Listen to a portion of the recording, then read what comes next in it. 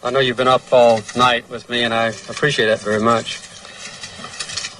We have now reached an agreement with Iran, which will result, I believe, in the freedom of our American hostages.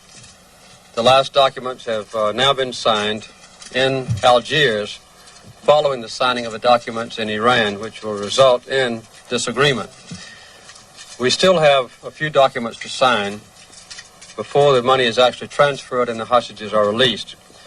The essence of the agreement is that following the release of our hostages, then we will unfreeze and transfer to the Iranians a major part of the assets which were frozen by me when the Iranians seized our embassy compound and took our hostages. We have also reached a complete agreement on the arbitration procedures between ourselves and Iran with the help of the Algerians, which will resolve the claims that exist between residents of our nation and Iran and vice versa. I particularly want to express my public thanks, as I have already done privately, to the Algerians, to their president, their foreign minister, Ben Yahya, and to the three-man negotiating teams who have done such a superb job in fair and equitable arbitration between ourselves and the officials of Iran. We don't yet know exactly how fast this procedure will go. We are prepared to move as rapidly as possible.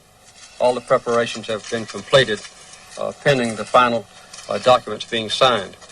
I will have more to say to you when our American hostages are actually free. It was the moment Warren Christopher and the rest of America had been waiting for during the last crucial weeks of the hostage negotiations. Overnight, the Iranians had announced that all disputes had been solved. But it wasn't until the agreement, written in English, French, and Farsi, had been gone over word for word that the American negotiator finally got clearance to initial the document. As third parties to the bargaining, it was the Algerians who held the key. If they approved the documents and the arrangements, Iran would too. Christopher then paused before signing to pay tribute to the Algerian team.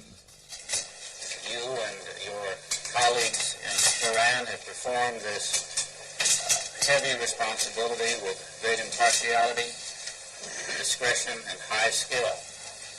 The American people will always remember this contribution to humanitarian matters by the Algerian people and their leaders.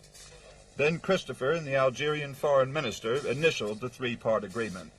As Christopher said, it didn't spring the lock on the hostages, it just got the release process underway.